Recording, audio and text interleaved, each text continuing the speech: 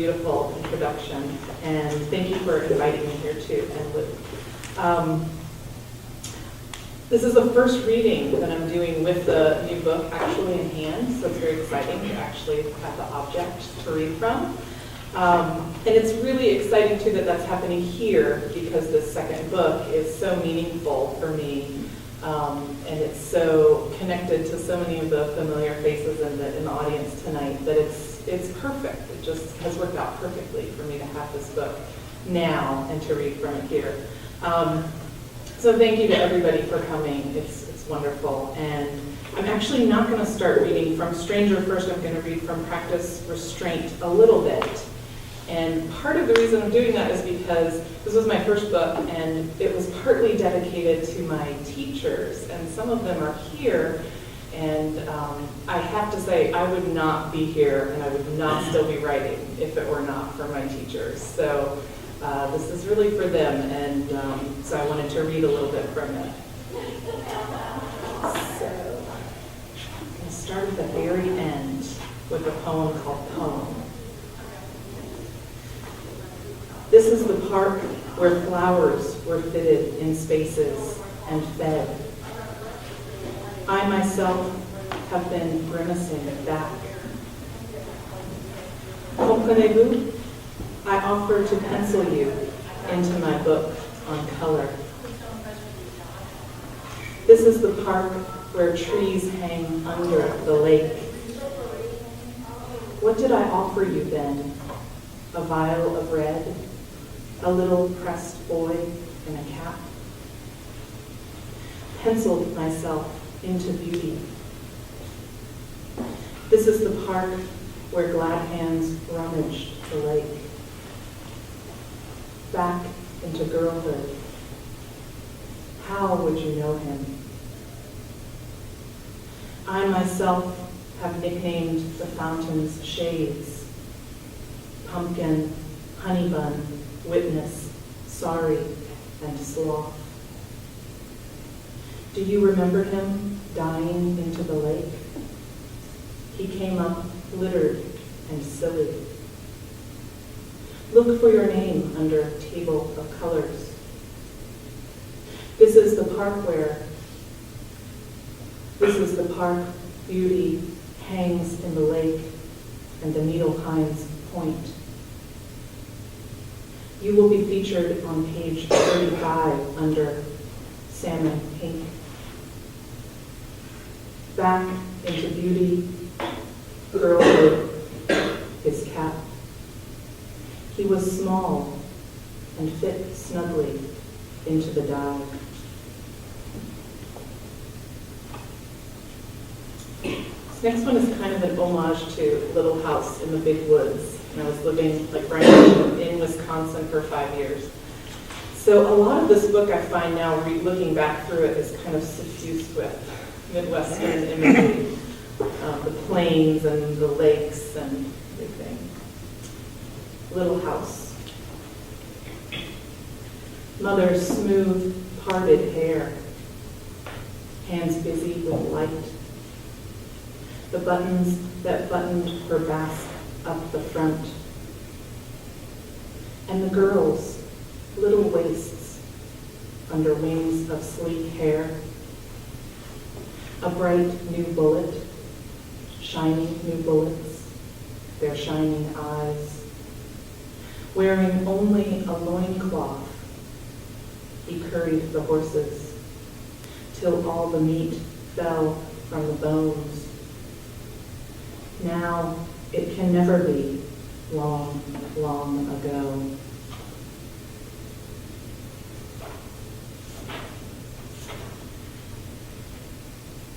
Ruth.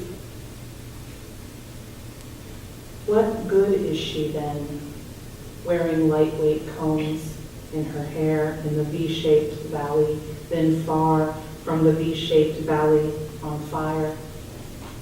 The field, plus everything wood in the world. What glorified branch breeds one limb lost from another? Among the tall grasses, the prairie distracts her from bellowing Mary whose bloodline's roof has eschewed for some 29 years.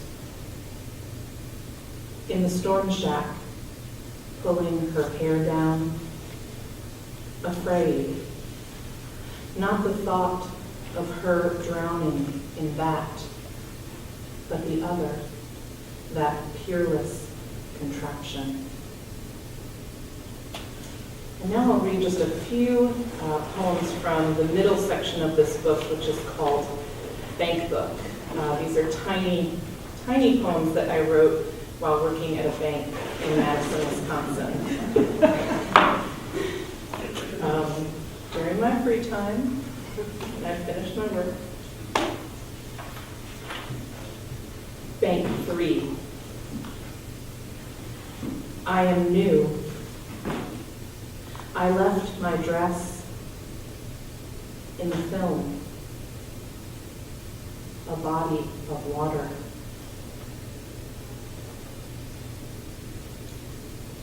Bank 7. Tit for tat, your border gives in. Under the wet awning, a bomb or something. We think we were animals, friend. And many of these came out of stories that my coworkers at the bank told me. They had a lot of interesting stories, and one was a ghost story that took place in the parking garage where we all parked our cars. That's where this one comes from. Bank 14.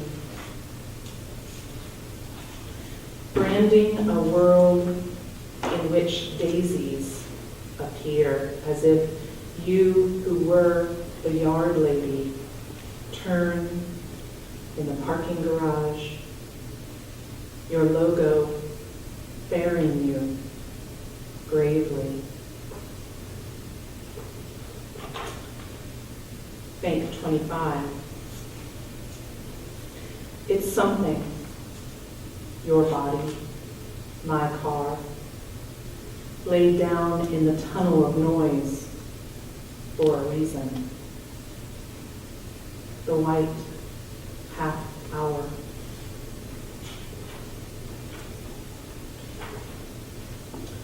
Bank 30. What is money? Is colorful under her hand, is a basket of fruit she carries shoreward. She longs for, far from her country. And then the last one in this series is Bank 33. There were balustrades there, and water filming the smooth interior wall. Time for coloring in. A gown, a car. There you sit in a room, subdued. So now I will switch to Stranger, and I think that Brian gave enough of a context, a really good context, because when you have the book, there's context for you on the flap and on the back in the blurbs, but I think you got enough in Brian's intro, so I won't say much more about it, except I will say that it is a memoir, and it's also more about the difficulties and impossibilities of memoir. The way it's so hard to capture a life or capture an experience like that one, or any experience. So the book kind of struggles with that on the page, and hopefully leaves the ambiguities intact. Because my one issue with memoir is that it takes care of all of those ambiguities and creates this whole beautiful narrative that you can step into. And really, that's not the way life works, as we all know. So I'm going to start with a quote by Peter Handke, who wrote a beautiful memoir about his mother's suicide, I think, called A Sorrow Beyond Dreams. And it's a beautiful, beautiful prose memoir, and it also really struggles with, like, it steps back very often to kind of look at the form and question it and question himself and his memory. So I would have liked to have included this as an epigraph, but my editor doesn't like epigraphs. I love her, she's wonderful, but she doesn't like epigraphs, so I've been reading it instead. It is not true that writing has helped me.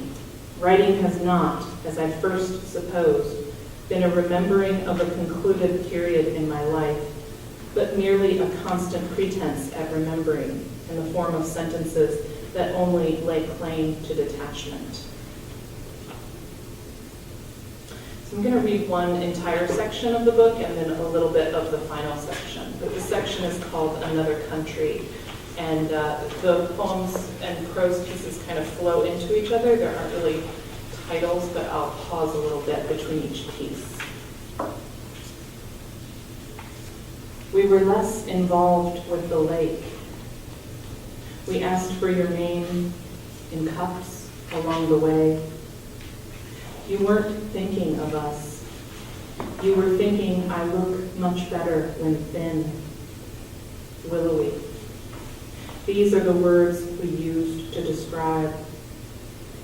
Popsicle sticks on the dresser, a cup filled with bile, the sun slanting into that summer, a hammer.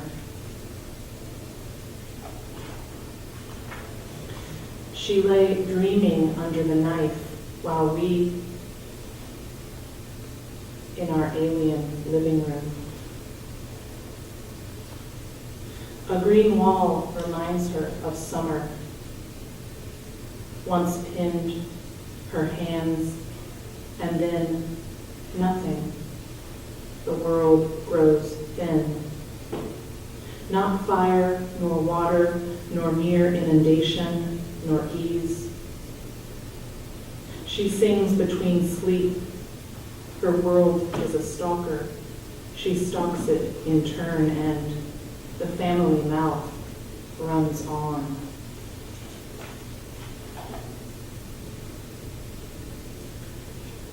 Those not worthy are scattered wide.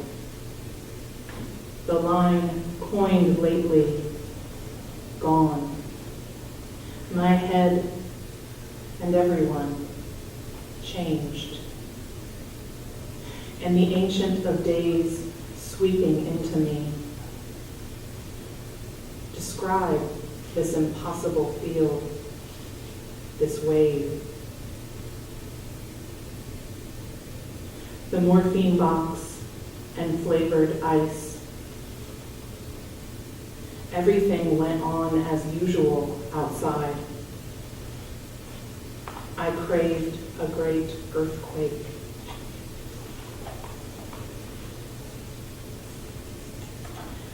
Behind her eyes, the stranger, his white corsage, in the corner, relieved by his teeth in the sun, his mellifluous chatter.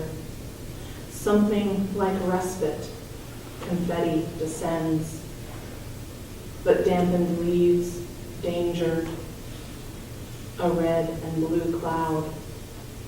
Nothing to stay these goings down of the sun. She felt those hidden things from the pervious margin. I looked for myself in myself, and the woods were vocal. Oh, my divided mind, made in the grudgingly unified tower, a face, the face I made for you. The house stands still, no footprints, no blood on the carpet or walls. Skew-eyed. The men come knocking at dawn, yet nothing is overturned. The hospital holds all the ugliness. My mother looks down at the page, dissatisfied. Dearest, it is with a sigh of relief that I write.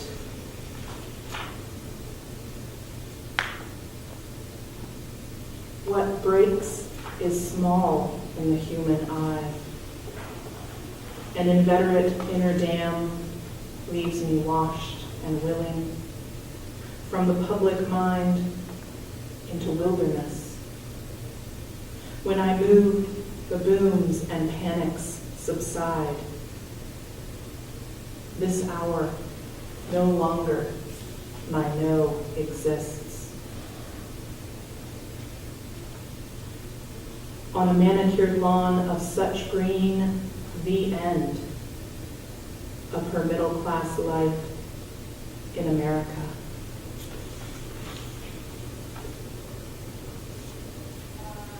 The world is stuffed, suspended in gelid blue. When the elevator opens, we blink in sudden light. Down the hall and beyond, it stuns me. It stuns me to be alive.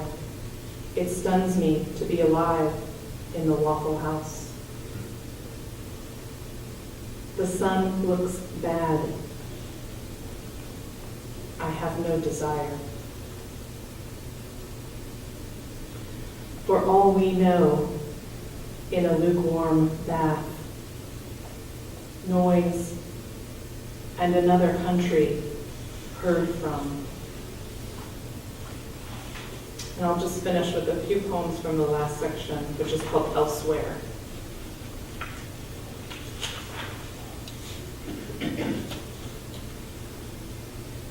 A final capsule, the world in the zero, held for a moment. Her yellow curled hands simply walked from the room. No carrying on. They rouse themselves and are not themselves. One of them rests in herself. She is never herself. Red rings circle her eyes.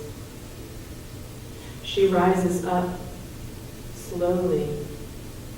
Who she has been, obscene, is what she herself.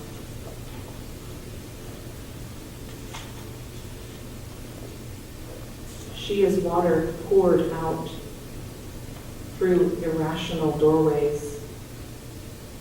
The somewhat forms an unreal skin, and a sovereign clearness designs her feet in the moveless where. Now the world is no more than an alien terror, or no more an alien terror. Thank you.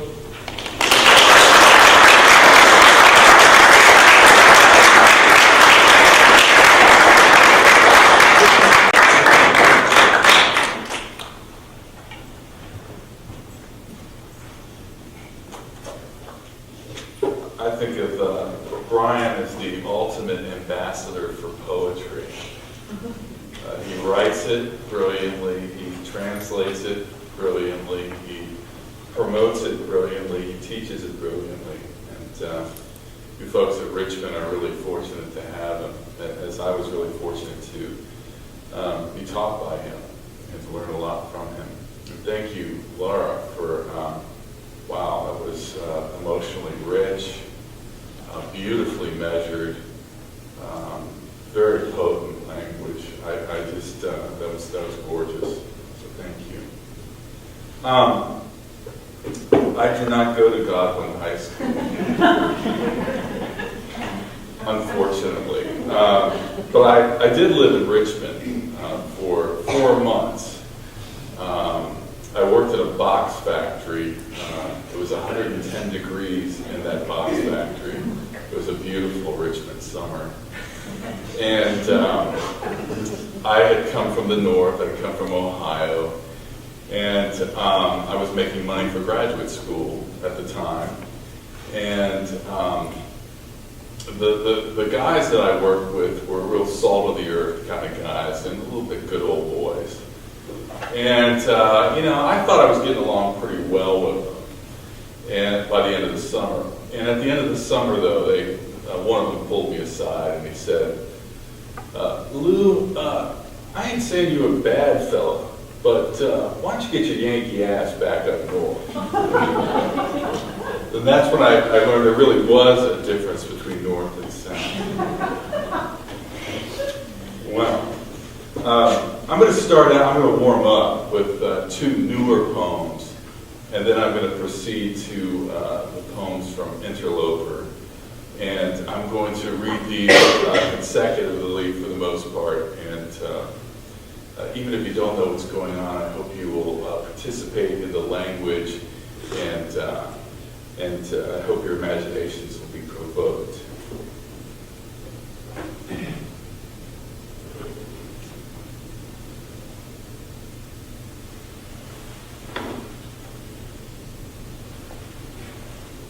Transit of the beautiful.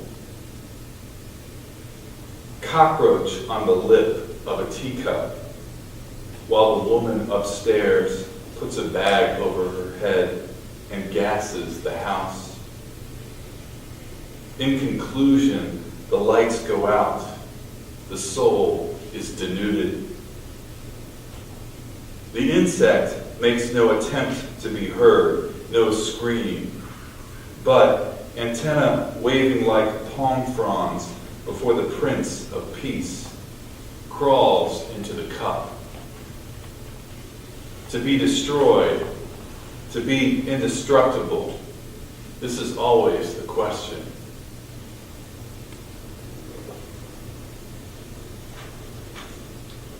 Recreation. Cloud, you drift above Minnesota, a cumulus in the sky unmapped by meteorologists. You who watch below the liquid Minnesotans and send your glass assassins to the rusty, have also opened a rest area for Winnebagos, which caravan into heaven. Cloud of our ancestors, welcome now the Suburbans, for they consume the golden prairie, and they wash in the Mississippi as if the river of life.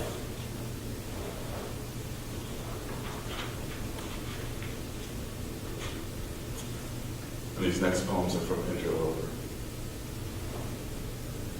Body, Rhapsody. The husk of his car crumpled like a Coca-Cola can. You stick your head in the front passenger door and pick through Ovid and Aristotle covered with pulverized glass, like sapphires, like sugar. The library is open, and how you remember your father at a time like this is excruciating, is fire and smite. The world is aluminum, and how you know is because you are the car, and no one else is driving.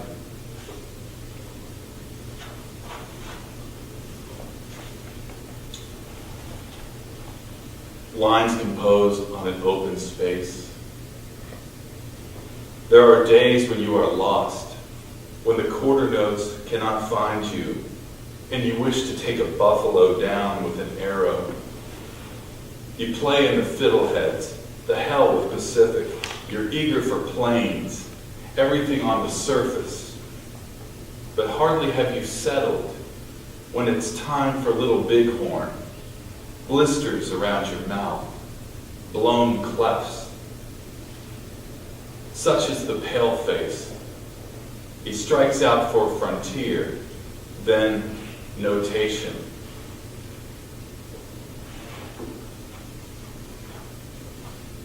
To Walt Whitman in winter. Stoked, the pig iron wreck of what you are, sledge of sleet, the miles, the rails, the Union Pacific, glacier with a cow catcher, how many harps run over and whipped the conductor. This must be the engine that frosts, this the igneous that rides on lava, this the scream of a revelator gone deaf in white.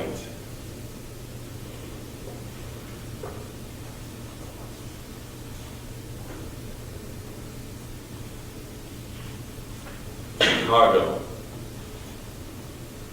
An epicenter in the snow would not let us make impressions. So I ask you, sandbird, to cast a shadow. It stutters like a telegraph with the wires cut, which if put to lips, the sap whirs. IP and income stream, stocks, pork futures, watching the S&P dwindle. The B&O pulls in, the stockyards, steers feeding on an intermittent feed. Cast your grizzlies into the stream, sandbird, and they will return fourfold.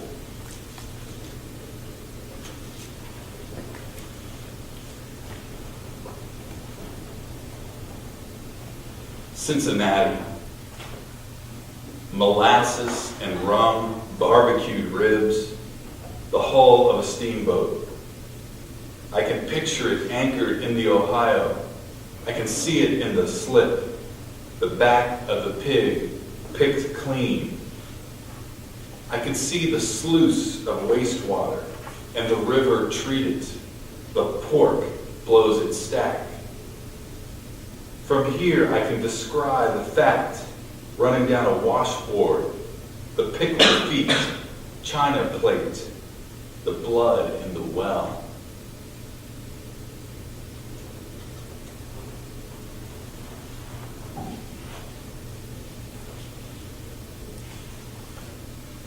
Fetus in orbit. I played with the pre-cows in outer space. They were cows of a higher mathematics. Amoebas absent hoofs, no tails to sweep the sparkles. But I was at home in their blacks and whites, the folds, the solar system. Then I was told I would eat 1,000 cows. I lay there disbeliever, like a figure 8 in milk.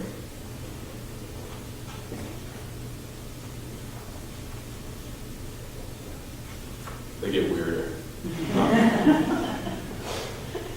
The pear as a guitar. When the pear is planed so as to remove toughness and the stem unstrung, your hand swings over hollow. Unlike cello, this instrument is picked. Fingertips run into the pear and pull out a teardrop. The roar of the pear as it disappears.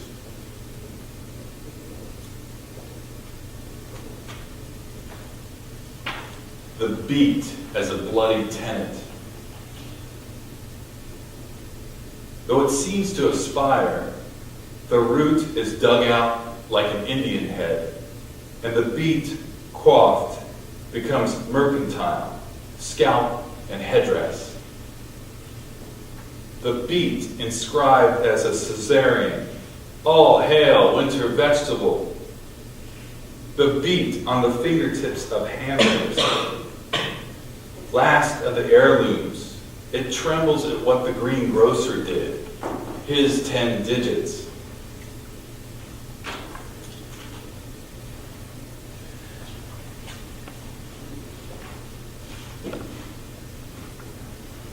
The leek as bazooka, or elephant gun, aimed by a man in a pith helmet, and thereafter gray matter crumples in East Africa, or north, where pyramids triangulate along the Nile and signal satellites.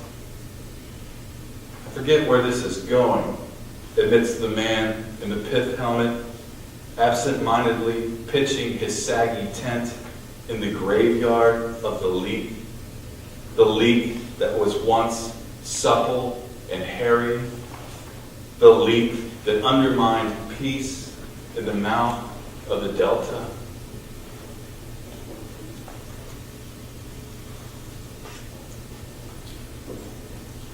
The nomenclators, it's just a fancy name for those whose job it is to name things.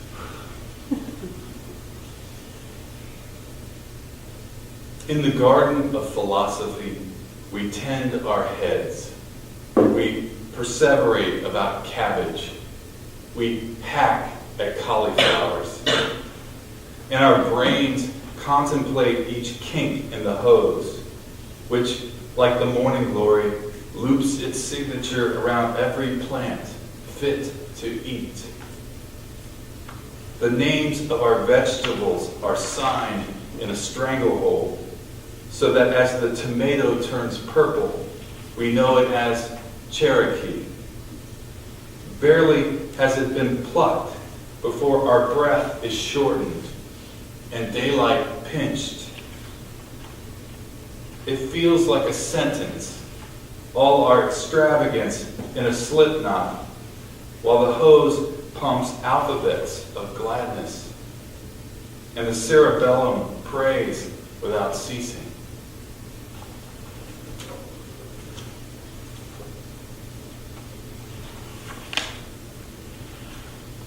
Asides to my surgeon.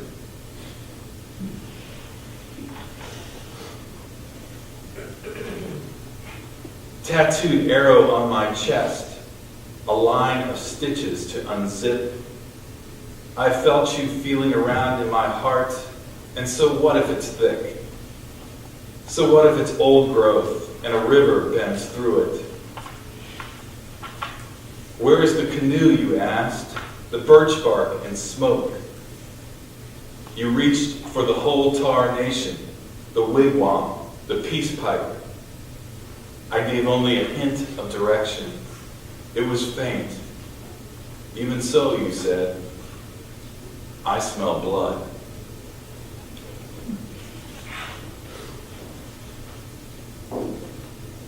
This next poem is culled from the journals of Ralph Waldo Emerson. It's called The Somnambulist, or The Sleepwalker. When it happens, you're glad it's not you. But then you wake up hammered in the lost orchard, woozy from Bloodgood and Spitzenbergs and quinces from Persia. As you veer unpiloted through space, you realize the plum is unattainable. Though each germ a jet of flame, your prize has expired from Saturnalia. Elliptic, the slugs on the pear leaves broil in their own fat, and flickers drill asterisks into cherry. Yes, you say, lead me to the happy violence by which I am in paradise.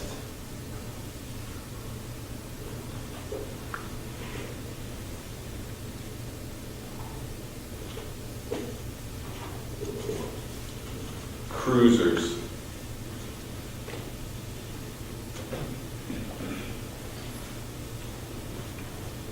The wave runners are tired, adrift in kelp. Men slumped over handlebars, gunslingers peering into quiet, derelict as the Portuguese man of war under their toes, Orphic.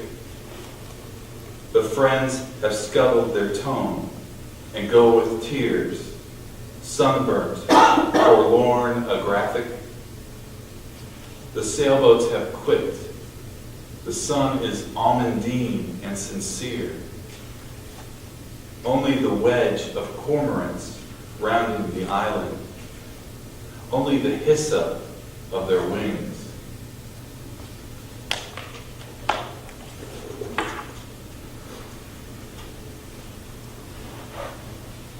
Fowling piece.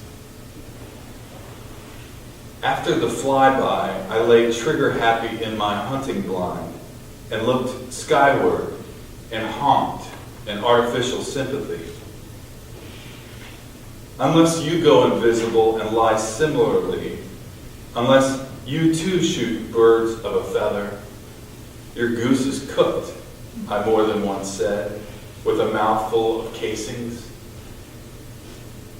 when the fuselages passed over, when the long necks descended, you blew your cover and all your ganglia, or stars over camouflage announced a swerve in strategy.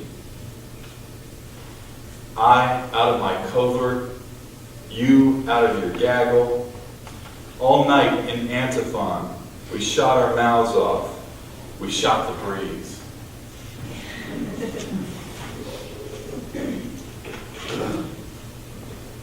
The next poem is called Harlem, and it starts out with the word carrot, and it's not C-A-R-R-O-T, which you would think given what I've been reading, but it's K-A-R-A-T.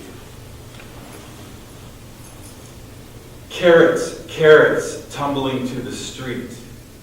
You go back on your hands and knees and comb the blacktop for glitter. You rake black sands and the smoked glass of beer bottles. You're in a sluice. What if rock shot through a windshield? What if it punctured an oil pan, Iris? I'm sad to say the aperture is in your belly. You are a minefield of ice. Your arteries weighted with ice. The little blue head of your baby crowns.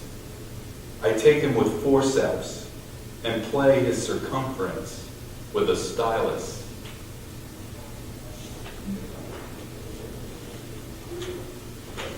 It's another New York poem.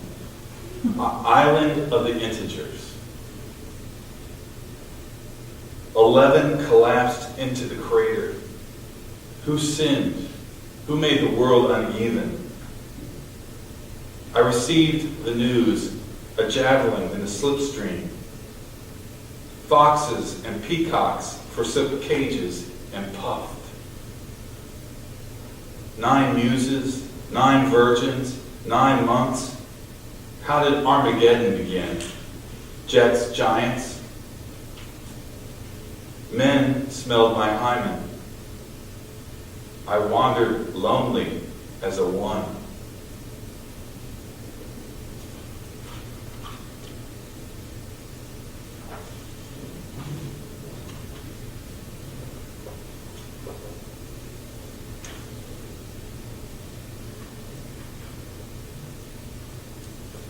Figment for harp. The harp tilts, the harpist tilts. In the frame, a woody grapevine, a blood-red bud, as if she weaves with amputated thumb. The harp rocks in a narrow space.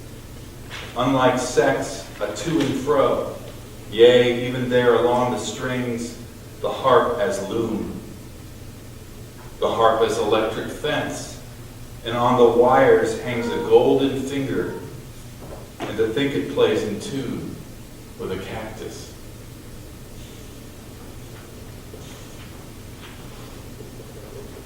And I'll end with, till God shall send his missing part.